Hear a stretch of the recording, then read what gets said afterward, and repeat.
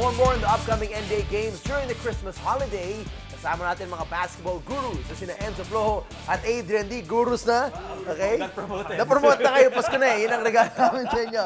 Alright, anyway, syempre, first things first, everybody's excited to see the Cavs going up against the Warriors. And finally, it's a healthy, complete Cavs going up against the Warriors. Although they haven't played so much together kasi Kyrie just came back the other day. One game pa lang siya. How do you see this game playing out, Enzo? And with the fact that they're no longer undefeated, it might have been more dramatic if it was still an undefeated Warriors team. But how do you see this matchup? I think it's going to be very, very explosive. As you said, Teach, we're going to see Kyrie versus Curry, LeBron against Draymond. It's going to be really, really exciting on both ends.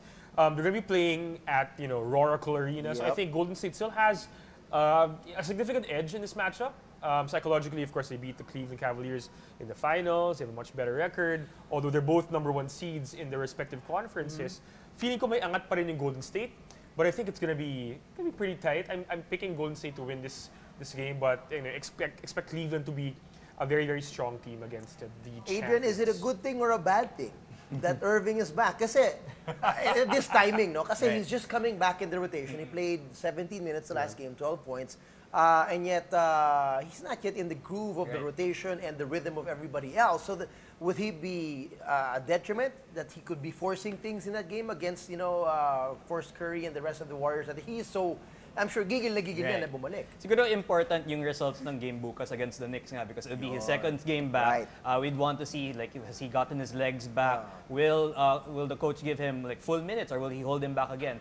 Siguro nga in word na yun, gigil, diba?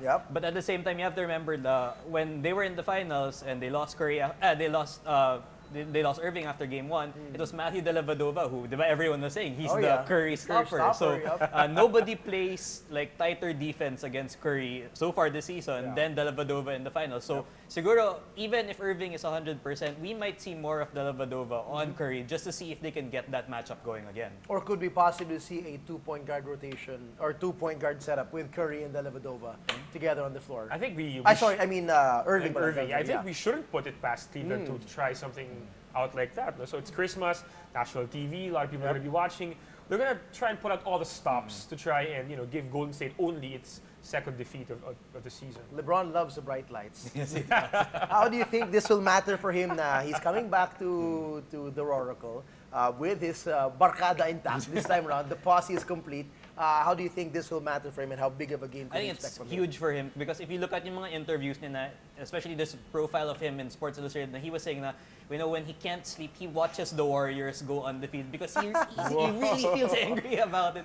So I'm sure when he comes to that game, he has something to prove. And other players also, like J.R. Smith said na sayang that the Warriors lost to the Bucks because he wanted to be the team that ended that streak. So the entire Cavaliers team is gigil na gigil for this matchup. For sure. But all right, aside from that, there are other big games on tap on Christmas Day. Let's run down the list.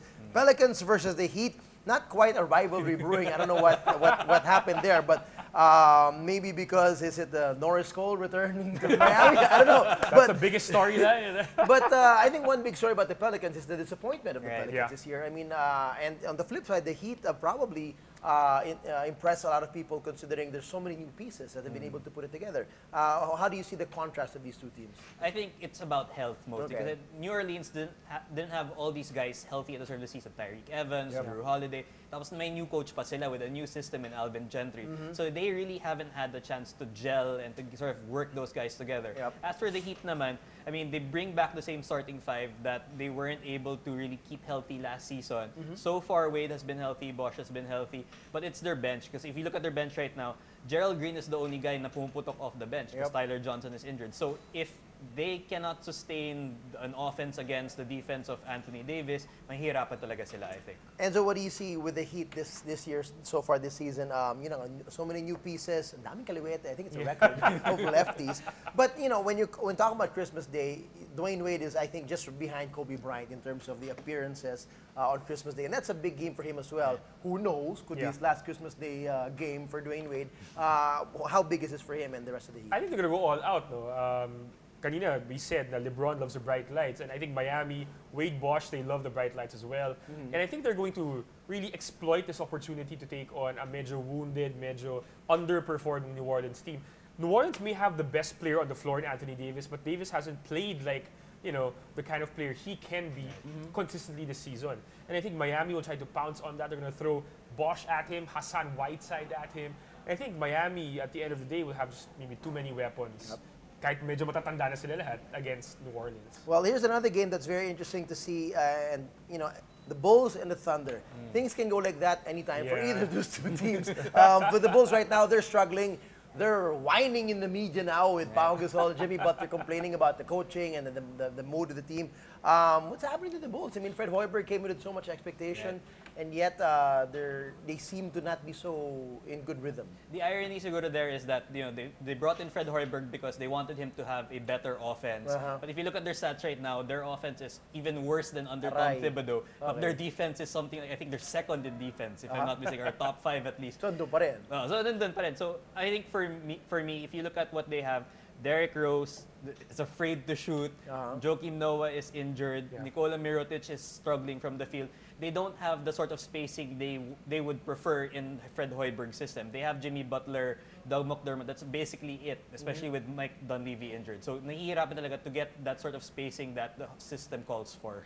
And so if there's a team that would love to make a statement on Christmas Day, I wouldn't put it past Kevin Durant and Russell Westbrook definitely. to grab attention and say, hey, look at us. Yes. We're third place in the West. We're not that bad. And we've got the pieces. How do you think this will be something for them as well? I think these two guys, this whole team actually, OKC, they're playing with chips on their shoulders. Because as recently as maybe 2 years ago, they were the team in the Western Conference. And now they're taking a backseat to San Antonio and, of course, Golden State. Some people are even putting the Clippers ahead of them. I don't know why, but that's happening. So on Christmas Day against a quality team on paper at least like Chicago, if Oklahoma City can put up a really good game and come out with a win, that'd be a big statement, a big to the rest of the league. Na hey, we're still here. We are part of that contender conversation. Spurs and the Rockets, the Battle of Texas. So far, obviously the Spurs are playing really good basketball and something that they enjoy, not being on the radar. Because the Warriors are taking all the headlines. They're like, okay, we're doing fine. We're kicking butt all over the place. And the Rockets, what's been happening to the Rockets? This is like the Rocket battle of Elon Musk and Steve Bezos. One is not doing the way it's supposed to. For the team itself, they blame the coach na parang they got complacent, especially after reaching the conference finals last season. Fans naman blame Dwight. Oh, Dwight na naman. He's complaining all the time. But for me, I think the problem is really James Harden. He came into the season out of shape. If you look at his stats, he's shooting worse, but he's taking more three-point shots, and he's doing out less assists. So he's sort of not in the same prime position he was last season when people were saying that he was contending for the MVP with Steph Curry. So if he shapes up, and this team actually has been winning recently under the new coach, JB Bickerstaff, so this could be a prime opportunity for them to re-announce themselves and say, okay, we're also back in the title contention picture. And so how good are the Spurs right now with LaMarcus Aldridge finally, seem like he's getting his groove. And Kawhi Leonard is just off the charts. Well, they're very, very good. No? When people were talking about Golden State going undefeated the past couple of weeks, again, yung Spurs, they were just winning their games, no headlines whatsoever. But here they are, second best team in the league, actually, with only 5 losses. Right. Kawhi, actually, in my opinion, should be a lock, to be an all-star for the West. He's that good right now. And LaMarcus hasn't been, the superstar we know he is, but he's found his place somewhat then for San Antonio. They're quiet but effective, efficient contenders right now. And I think they're an overwhelming favorite against, James Harden's limping Rockets. Pala. And last but not the least, the Clippers versus the Lakers, the Battle of LA. Who is the LA team? Well, Clippers versus the Lakers. I mean, the Clippers are, disappointing their fans as well because they thought that they'd be better by this time. What's been going on to them, and what do you think their issues are?